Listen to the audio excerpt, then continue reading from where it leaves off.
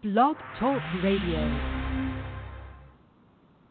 Welcome, everybody, to the Wet Island. I am your host, Joshua Norris, and today on the Wet Island, we are going to be revisiting possibly one of the most classic, one of the most classic Kings games in history.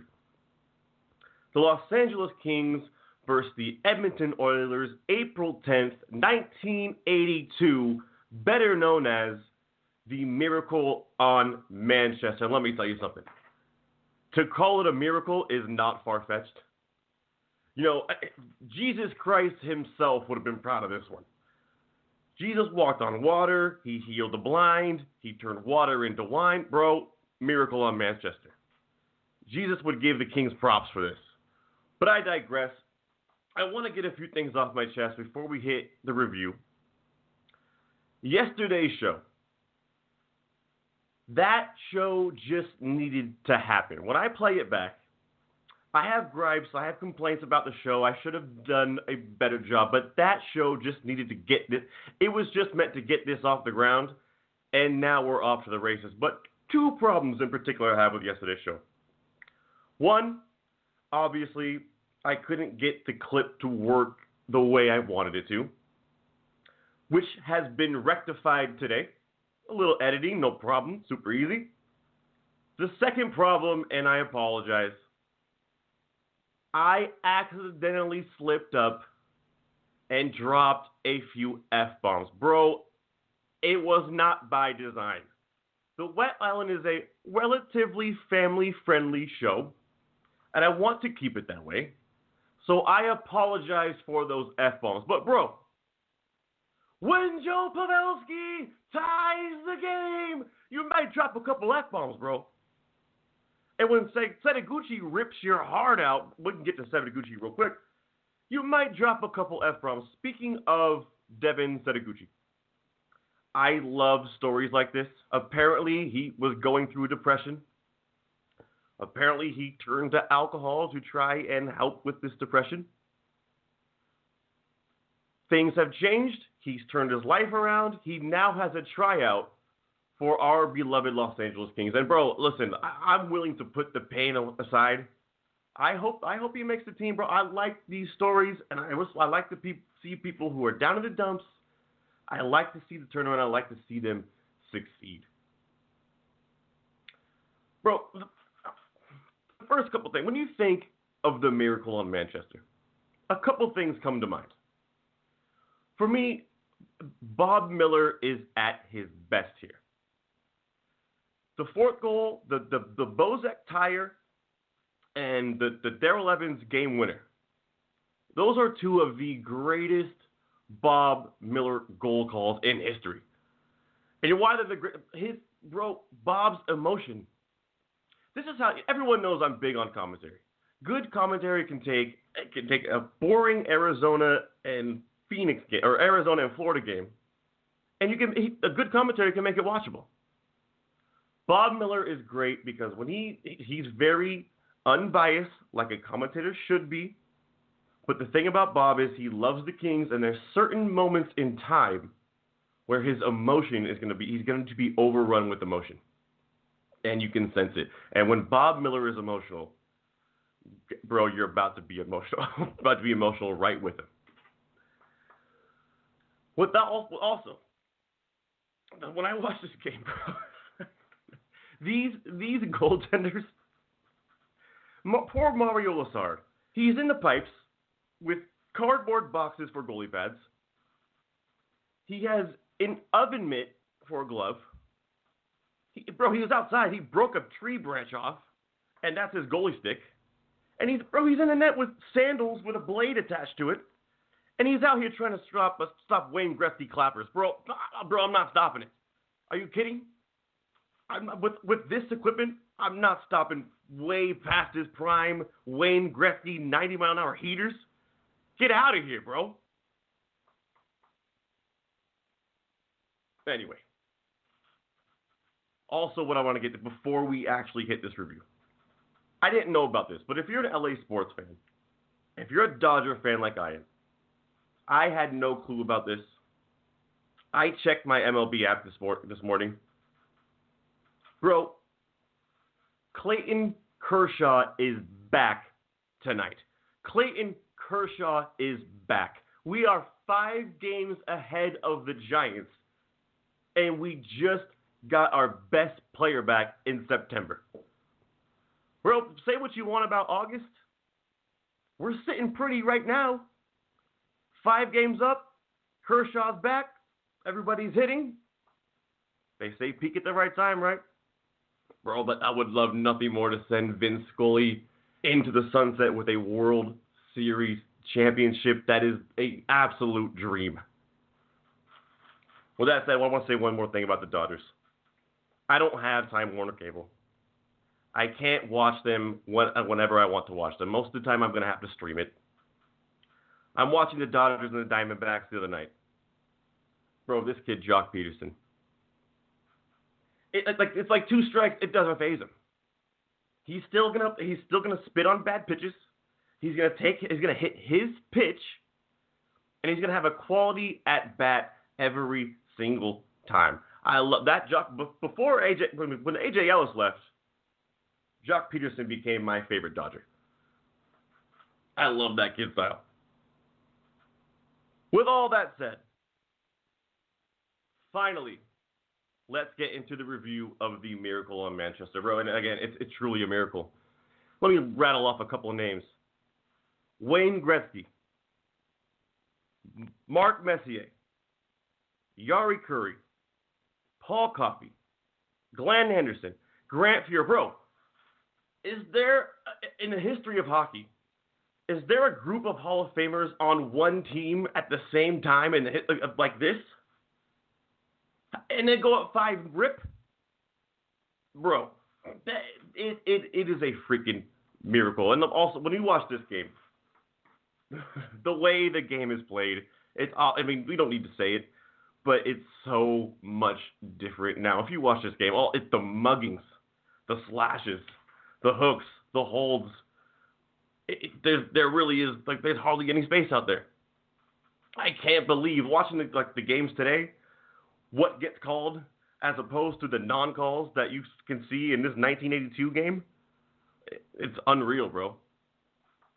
Mark Hardy, it's going to sound like I'm burying Mark Hardy throughout the show. I love Mark.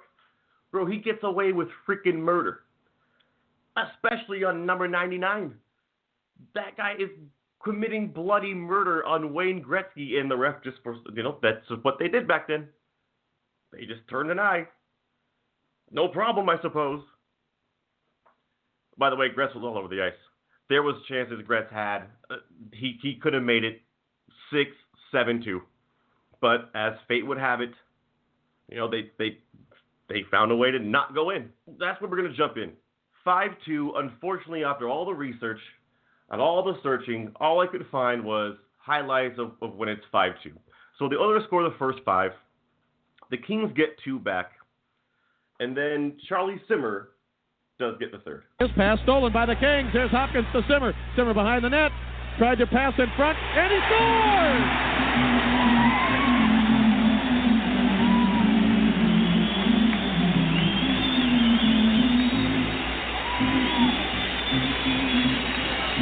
I don't know how it went in. There was a scramble on the right side of the Oiler net, and all of a sudden the red light was in. Apparently Charlie Simmer banked it off the leg of Grant Fuhr, the goaltender, into the net. Just a simple jam play. Bob said it. I don't know how it went in, but it did. Apparently someone knocked Grant Fuhr's leg, and it's very Josef Stumpely, isn't it? But for that one, you knew it went in. The Simmer goal, but it is very Stumpely. I don't know how the hell that thing went in. After this goal, bro, it's like chaos. It's just like complete chaos. Typical Kings fashion, right? Even in 2016 today, when we score a goal, guess what happens? I guess we have to try and concede one back. Bro, Pat Hughes breakaway. The next shift, Pat Hughes has a breakaway. He gets another one, but he just shoots it over. Lassard comes out, stacks the pads, and somehow Pat Hughes shoots it over. Immediately after this, Dale Lewis, I got to be honest, he slashes Gary Unger right in the hands, and Unger turns around and knife sticks him right in the face. Right in the face. 5-minute major, 10-minute misconduct. Here's what I pop huge for. You know, as I said before about all the hookings and the slashes and all that stuff, the muggings, this is where the boys in 1980, this is where they draw the line. No. All right. All that, the slashes to the ankles, the blatant hooks, the blatant holds. Okay, bro. No. Don't slash a guy in the head. That's when the boys come together. That's when they've had enough. I pop huge for that. That's definitely old school hockey for you, isn't it? So this leads to the 5-minute major. Dale Lewis will take a minor very shortly after. So it's 4-on-4 for a minute. If everything stands, the Kings will have a 5-minute major for the last 3 minutes. It doesn't get that far.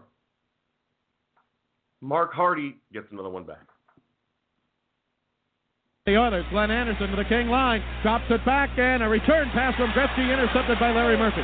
Murphy, left wing to Bozak, Oilers zone. Bozak in the slot. Bozak drops it back, taken by Hardy. He shoots, he scores!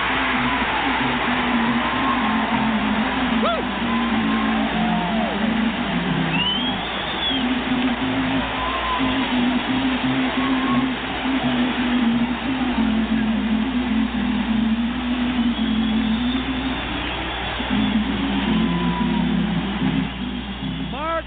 From the top of the slot, got a drive into the Oiler net with 4:01 to go. It's the Oilers 5, the Kings 4.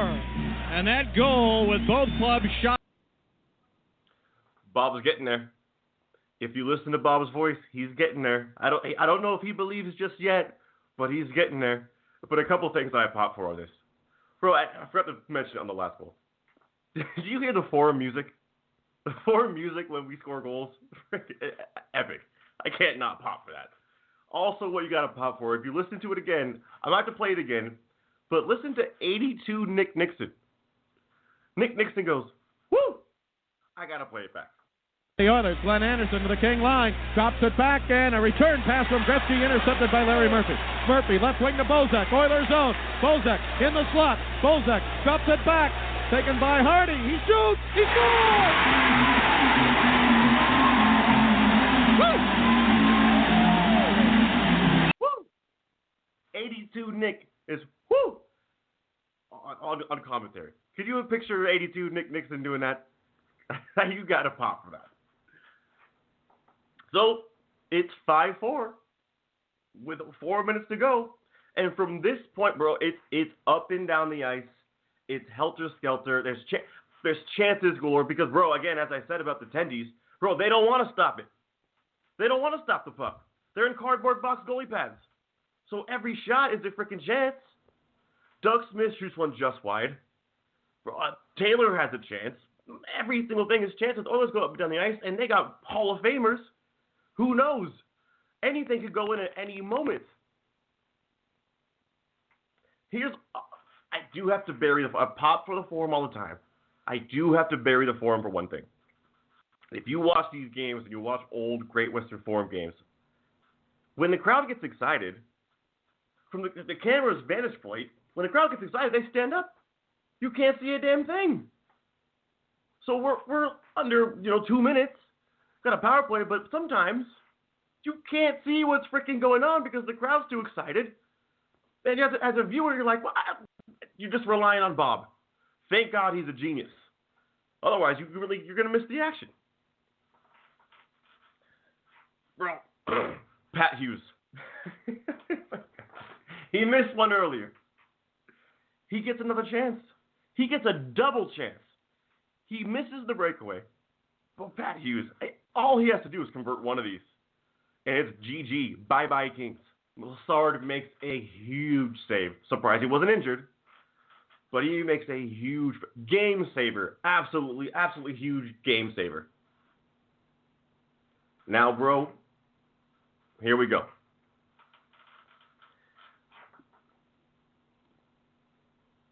Dion still with it. Dion stick handles. Gives it behind the net to Simmer. He comes around in front. Dion to Simmer. 20 seconds to go in the game. Simmer behind the Oiler net. Front to Dion. He shoots. Save. Rebound. Loose puck. Gretzky with it. Can't hold it. Taken away by Fox. Fox in front to the blue line to Harding. He shoots. Save. Rebound. Score!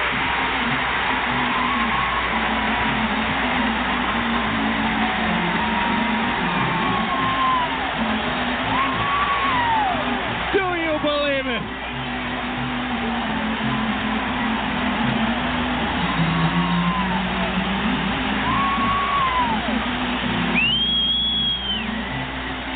I see it and I still don't believe it.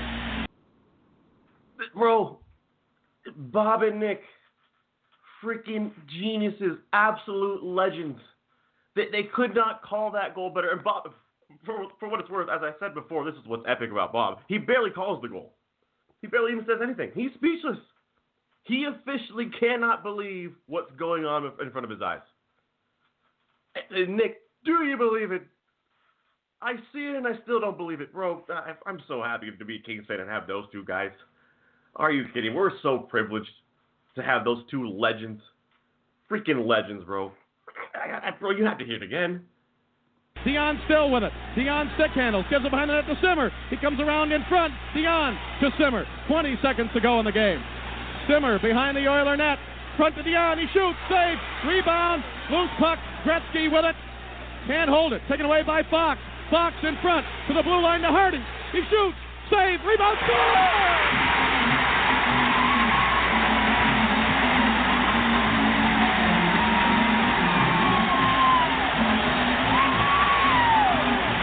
Believe it. A couple things about this goal. Mark Hardy, again, I'm not burying the guy, but he's mugging people out there. He's mugging Gretzky, no call. Bro, he does it. I play adult beer league hockey. If you watch his initial shot, he does a one-legged adult league beer hack shot. But he's in the show in 82, whatever. But I've seen people in adult league take that clapper. Bro, what? It gets blocked, or Steer makes the save, and then Bozak puts it in, and it's just mayhem from there, bro. What an epic moment. And if you look at the Oilers on the ice, they're sprawled out. Everyone's on the ice, right on the ice. And I don't think they can't believe it themselves. They're like, what the hell just happened? Are we really 5-5 with this team? With Gretzky, with Mess, with Curry, with Coffey, with Glenn Anderson, and we have fear. We're tied 5-5 after 5 rip. They can't believe it, and I guarantee you, their lack of belief is probably why we freaking win this game. So overtime, a couple things to talk about in overtime, and here's the great thing about going back and reviewing these games. Bro, as I'm watching this game, I know the result. I know what freaking happens. But when Lassard comes out and sprawls in overtime, and Messier has a freaking empty cage, Mark Messier, one of the greatest hockey players of all time, has an empty cage, and my hands are on my head. Bro, I think it's over. I don't know if we win. My hands are. He shoots it over the top. We have life somehow. Messier, one of the greatest hockey players ever, puts it over. Because Lassard, you go, what is Lassard doing? Sliding in overtime after a 5-0 comeback. Holy shit, bro! You're blind. Are you kidding me? Sorry for the S, but you gotta be kidding me with that move. That's very Jonathan Quicky. Stay in your cage, bro. Oh, he almost lost it. Jay Wells takes a shot from the point. It gets tipped. Again, this is the beauty of it. I know the result. Jay Wells takes a shot. It gets tipped in front, and I think it's about to go in. Somehow it stays out. Dion has basically an empty cage. It gets blocked in front. I think the game is over at that point. We won. Nope. The game continues. And then, bro, one of the greatest Kings goals of all freaking time. Jerry Korab rushed up to make that a 3-on-2, so the Oilers had to try and force the shot quickly by Smith. They did that. Smith from 45 feet. Ure saw it all the way, but he was a little shaky in making that glove save, as you might expect. On the draw, shot by Evans. He scores! Oh! Look at him!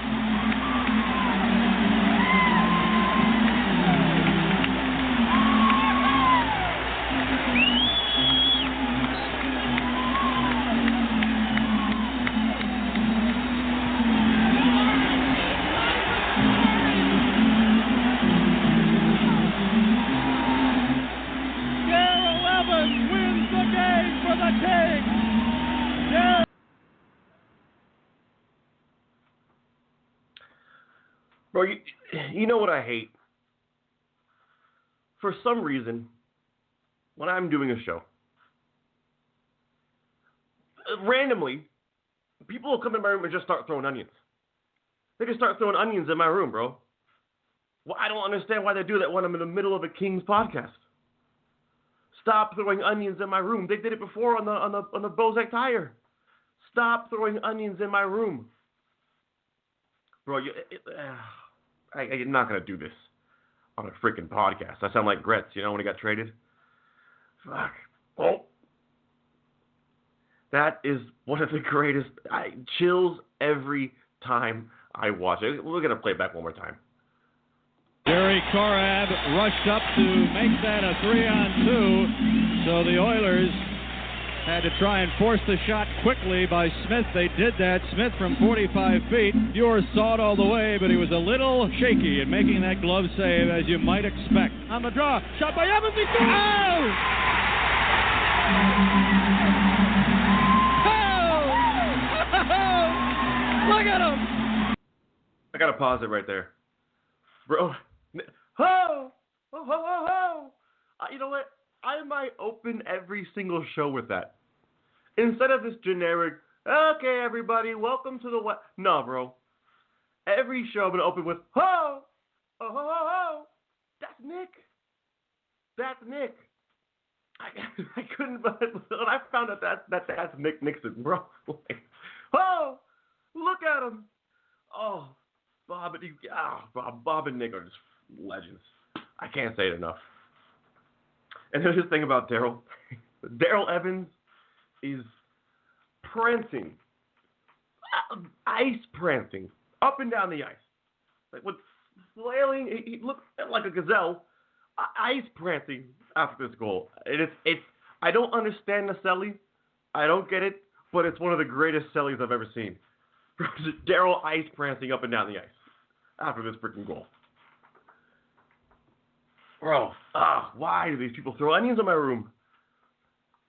I freaking don't get it. Daryl Evans scores the OT winner to complete the miracle on Manchester. Thus, the gravy trainer was born. Daryl Evans is not a gravy trainer, but let me tell you the story. About it here. It pertains to Daryl. Every now and then when the Kings win a big game, a friend of the family, once he's had a little bit, has adult beverages in him, he will call Kings Talk with Nick and Daryl, great show, and he'll call in as Big Game James. And Big Game James will say his piece, and at the very end, Big Game James will say, and also, I just want to give a shout out to the gravy trainer, meaning Daryl Evans. And Nick Nixon pops for it every time. Every time Nick laughs about it. Daryl Evans isn't a gravy trainer. Even Nick goes, wait, Daryl Evans is a gravy trainer? Like the first time? Now, every time Big Game James calls in, I want to give a shout out to the gravy trainer. Nick pops for it, and I can picture Daryl just shaking his head. Like, Daryl Evans is not a gravy trainer, but, fine. Anyway, there's the review for the miracle on Manchester. I do have big news as it comes up to the season. When we go live after every Kings game, I'll present a trivia question at the top of the show when you call in, you give your name and where you're from. The first person to answer 10 trivia questions will get $100 worth of Team LA money on the house. How about that? The Wet Island is giving you an opportunity to win $100 to Team LA, bro. So make sure you call in. Do not miss this opportunity. Brush up on your King's knowledge and get $100 on the freaking house. Everybody, that's it. That was the review of the Miracle on Manchester. I'm your host, Joshua Norris, and we will see you likely tomorrow. Thank you very much.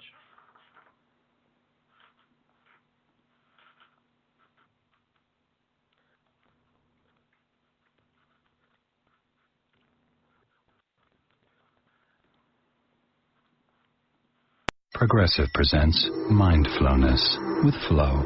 Your aura brims with confidence. The Name Your Price tool has given you policy options based on your budget. A source of great power rises from within, like a Tyrannosaurus Rex that can shoot dragons out of its eyes, riding on a tank. Get insurance based on your budget with the Name Your Price tool from Progressive. Visit Progressive.com. Progressive Casualty Insurance Company and Affiliates. Price and coverage match limited by state law. What's up with your calendar? I replaced all the days of the week with sandwiches. Because at Subway restaurants, every day, there's a different sub of the day. Fair enough. Yeah, each day I can choose a different 6-inch sub for just $3.50, or get it as a foot-long sub for $6. So why is today circled in red? Oh, today's my anniversary. Oh. And maybe you should... Yeah, I gotta go. Subway. Fresh is what we do. Limited time only. Prices and participation may vary. Additional charge for extras and deluxe, plus tax where applicable. Sandwiches prepared in front of you.